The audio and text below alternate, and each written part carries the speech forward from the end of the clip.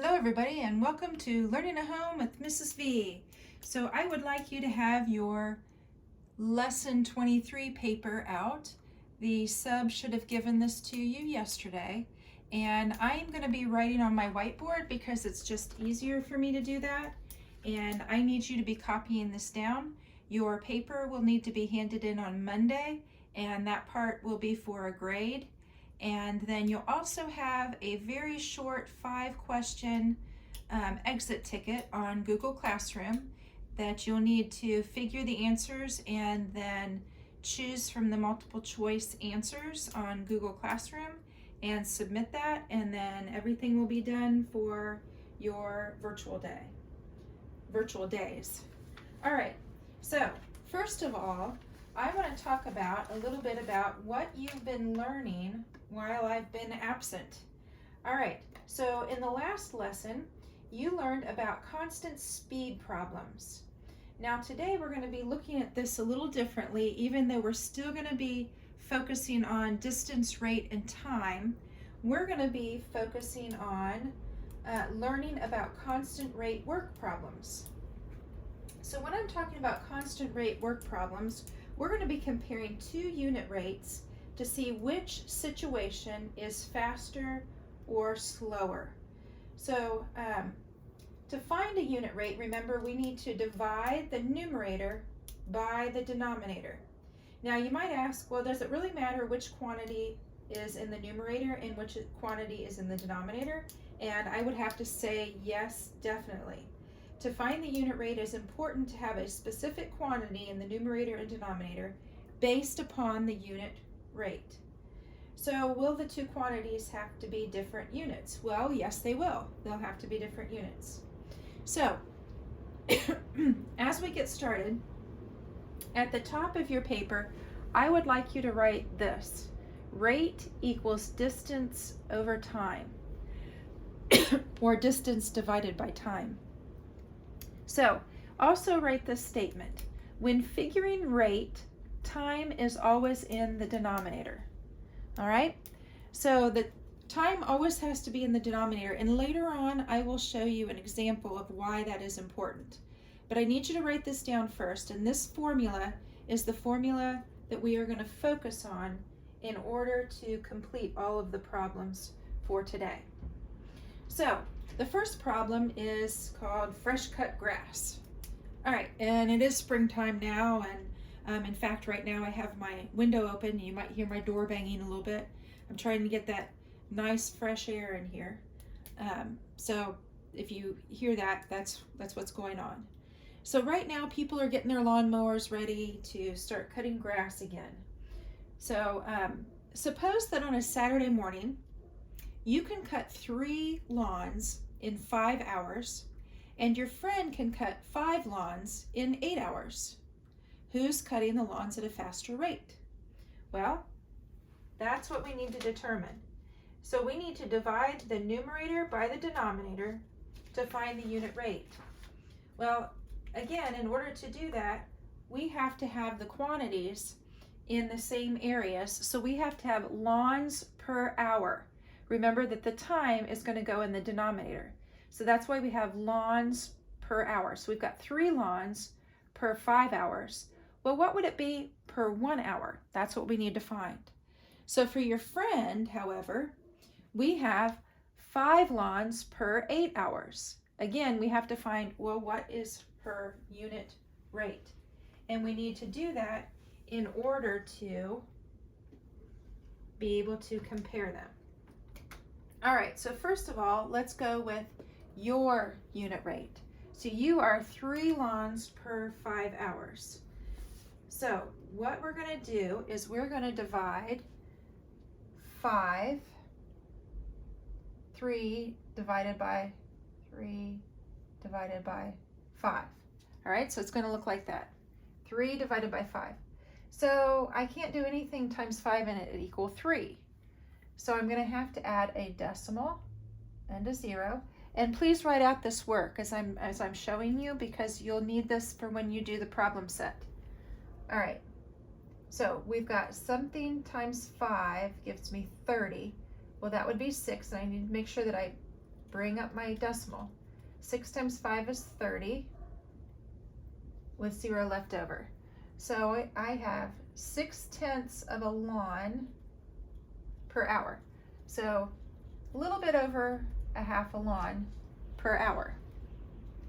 All right, so now let's look at my friend's unit rate. So we've got 5 divided by 8, which it would be 5 divided by 8. All right, so there's nothing times 8 that will give me 5.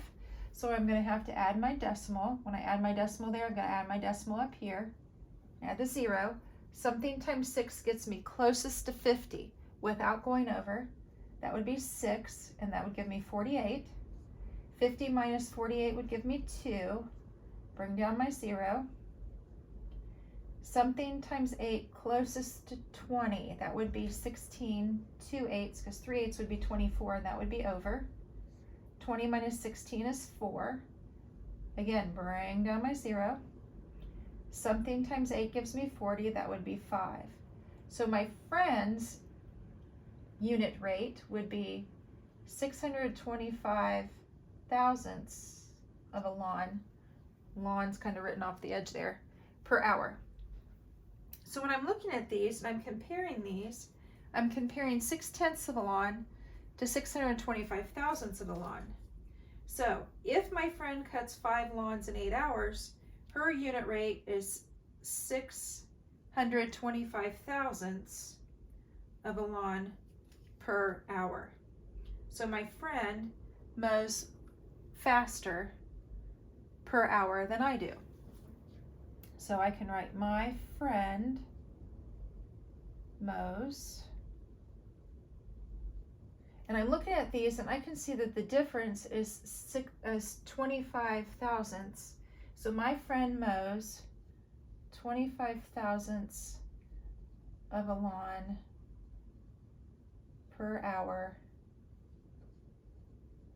faster than I do. Now that looks pretty strange, you know, writing it like that. Could we write it a different way? Well, yes, we could. We could actually use equivalent fractions.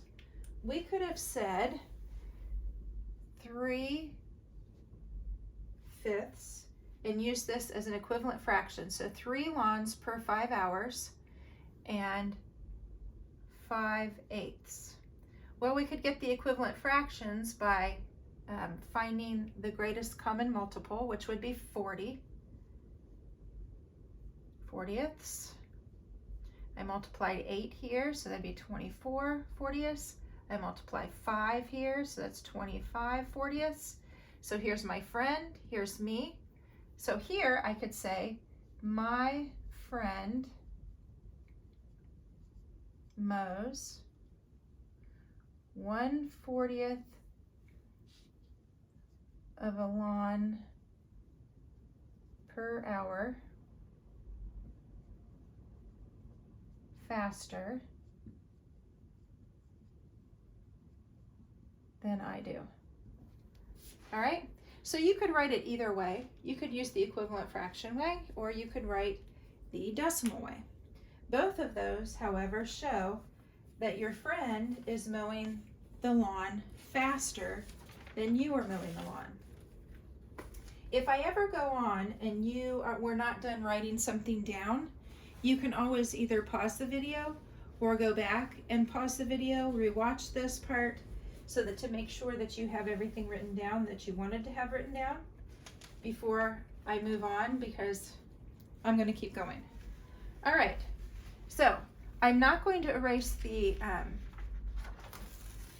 formula that we have, because that formula is important to all of the problems. However, now I'm going to go on and surprise, you own your own restaurant. Wow, how did that happen? Well, I hope you bring me some nice food. All right, so you own a restaurant and you are wanting to advertise. So you employ or you hire 2 students. All right, and ironically enough, in this story problem. One of them is Drew. Isn't that strange? All right, so you hire 2 people to advertise for you, and you want them to go ahead around town delivering takeout menus to different people so they know what you offer. So one student is named Darla, and she delivers 350 menus in 2 hours. Another student, Drew, delivers 510 menus in 3 hours. You promise a $10 bonus to the fastest worker, since time is money in the restaurant business. Who gets the bonus? Well, I'm rooting for Drew. And wow, it looks like he's got 510 menus. That's more than Darla. However, their time is different also. So I have to get that down to the unit rate to figure out if Darla's faster or if Drew is faster. So I'm going to set this up, and I'm going to have Darla on this side. Darla, boy, that's smeared really bad. Darla. And then I'll have Drew over here. All right, so Darla is 350 menus. And remember, I've got to keep with this formula. So I've got the 350 menus. I have to have my time at the bottom per 2 hours. And then Drew has 510 menus in 3 hours. All right. Now, I've got to go ahead and figure this. So I've got 350. So if I get this down to 1 hour, I've got 350 divided by 2. 1 times 2 is 2. 3 minus 2 is 1. Bring down my 5. What times 2? Let's see, that would be 7. That would give me 14. 15 minus 14 is 1. Bring down my 0. What times 2 is 10? 5. 5 times 2 is 10. Got 0. Okay. So 175 menus per hour. Well, that sounds pretty good. But then we've got Drew, who does the 510 menus. So now we have to figure this out, to figure this down to the hour so that we can compare them. So we've got 510 divided by 3. Well, again, that gives me 1. 1 times 3 is 3. 5 minus 3 is 2. Bring down the 1. Oh, they're getting close. 7 times 3 is 21. 0. Bring down the 0. Oh, 170. 170. So Darla's unit rate is 175 menus per hour, and Drew's unit rate is 170 per hour. So since Darla, so I've got to write this down, since Darla delivers 5 menus more per hour, she gets the bonus. Sorry about your luck, Drew. All right, so go ahead and write that down. But I want to show you, using this information, what would happen if I did not follow this formula. So what if I did Darla's, and I put Darla, and you don't have to write this down. This is just for your information. What would happen? All right, so if we did 350 menus for Darla per 2 hours, and for Drew, we said, okay, he's got 3 hours and 510 menus. Well, when we figure this out, if we get this down to the hour, and I'm going to go this direction with it this time just for the purposes of space. So we've got 175 menus per hour. Put the M there for menus. Menus per hour. And we would have 1 hour and 170 menus. Now, let me rewrite this, 175 menus per 1 hour. And then I'm comparing that to 1 hour and 170 menus. Can I compare the things that are across from one another? No, those are not the same. The rates here are not comparable. So this is why this is not going to work. This is not going to work the way it is. That's why time always has to go at the bottom. So you're comparing the same things across from one another. That's what makes them comparable. So this is not comparable the way it is written. So I wanted to show that to you, to show you what happens if we forget this formula. All right. So hopefully you've had time to write this down, because we need to move on to the third one, which is who runs faster? All right. So I've got 3 and 4 on the same paper here. All right, so now we're going to be looking at a cheetah versus a gazelle.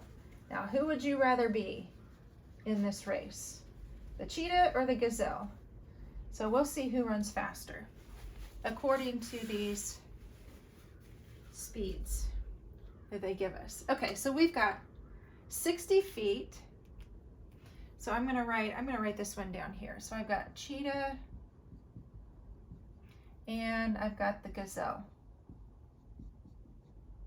All right, so the cheetah runs 60 feet per 4 seconds. Now, the gazelle, on the other hand, runs 100 feet in 8 seconds. Both of them, it sounds pretty fast. So let's go ahead and figure the cheetah first. So we've got 60 divided by 4, and that's getting it down to 1 per second. So we've got 1 times 4 is 4, 6 minus 4 is 2, bring down the 0. Then we've got 5 times 4 is 20. All right, so we've got 15 feet per second. That's pretty fast. All right, let's go over here and figure the gazelle.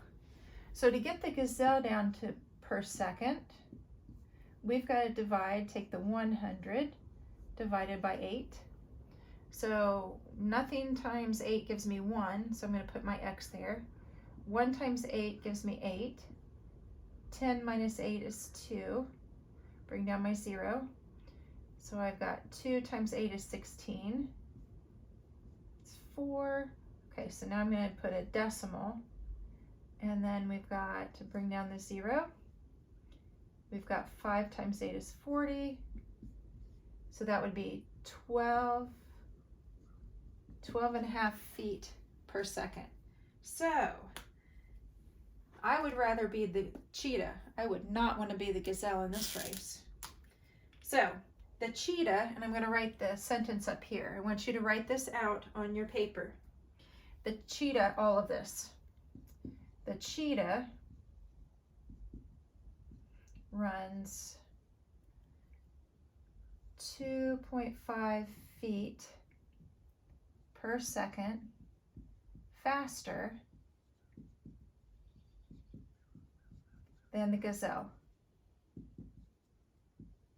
And the gazelle, unfortunately, might end up being lunch. So there's a lot of disadvantages to being the gazelle in this race.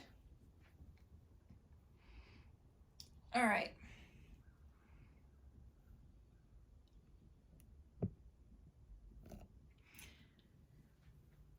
So remember, if I'm going too fast, you can always go back, rewind. You can go ahead and pause to write this down.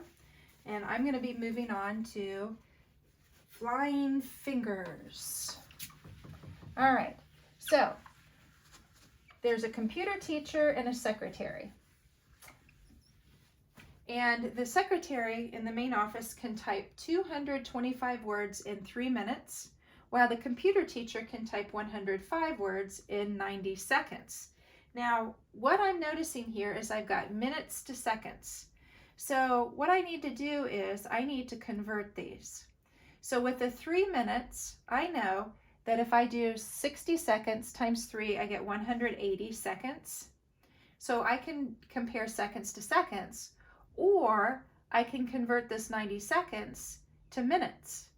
And so I know that this would be 1.5 minutes, because 60 seconds is 1 minute, and then 30 seconds would be another half minute. So I'm either going to have to choose to do this in minutes or to do this in seconds. Either way, you're going to get the same answer. So I'm going to go ahead and do this by comparing these by minutes and just using my conversion here for the computer teacher in order to figure out who types the fastest. You could go ahead and try it by doing it in seconds to see if we get the same answer. If you do that, I will give bonus points. All right, so we've got the secretary, and we've got the computer teacher. So I'm just going to go ahead and write teacher. All right, so we've got the secretary who types 225 words per 3 minutes. And we have the teacher who types 105 words in 1.5 minutes. Now this is going to present us with a different issue, something that I want to point out. All right, so we've got 225 words. So 225 divided by 3. And we have nothing times 3 gives me 2, so I'm moving on to 22. 7 gets me closest, there's 21. 22 minus 21 is 1. Bring down the 5. What times 3 is 15? 5 times 3 is 15, with nothing left over. So that would be 75 words per minute. That's pretty fast. Now, what about dividing this? So right now, we've got 105 divided by 1.5, or 1.5. That looks a little strange the way it is. Well, that's because it needs to be changed before we can divide it. So what we need to do is we need to take that decimal away. So actually, in actuality, we've moved that decimal over one place. So if we move it over one place here, we have to move the decimal over one place here. When we move it here, we need to have that placeholder to show that we've moved it. Okay, that's just how decimals work. We cannot divide by a decimal. So we have to change that to a whole number. So in order to do that, we need to move the decimal as many places. So let me show you up here what I just did down there. All right. So right now I had it like this. So I moved that decimal over one place. So here the decimal is just, we never write the decimal when there's a whole number and nothing in the tenths or hundredths or thousandths. However, it is an unspoken there. So we need to move that over one. So we are going to go ahead and add that decimal, or add that 0. Okay, and move that decimal over, just like we moved the decimal over here. So that's all I did down here. Moved the decimal. Okay, so that's our first step when we have a decimal that we're dividing by. So now we can go ahead and say, all right, there's nothing times 15 to give me 1. There's nothing times 15 to give me 10. So then I move over here, and this is 7. 7 times 15 is 105. Well, 105 minus 105 is 0. Bring down the 0. So we've got 70. 70 words per minute. All right. So we can say that, ouch, just bumped my elbow, hold on. All right, so I'm gonna erase this part up here and I'm gonna write the secretary types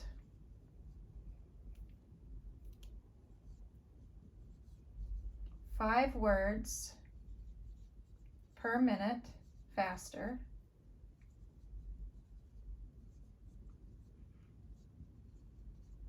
than the teacher.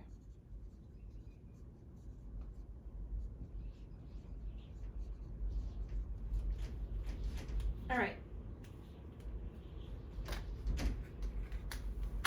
Now, after you get that written down,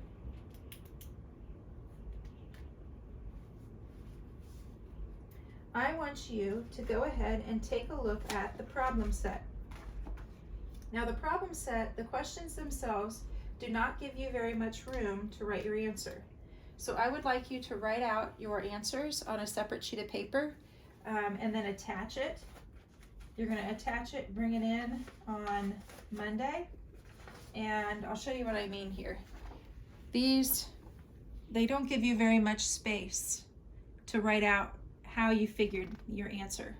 You could, if there's a, I think there might be, the backside might be blank, so you could do like 1 and 2 here and do 3, 4, 5, and 6 on the back if you want to. But I want to see how you figured these and how you utilized the formula, putting time in the denominator, okay? So I want to see how you figured those. What I want you to do is I want you to work on these, and then I want you to come back tomorrow.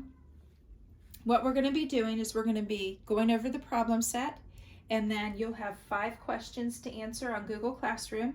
They're multiple choice.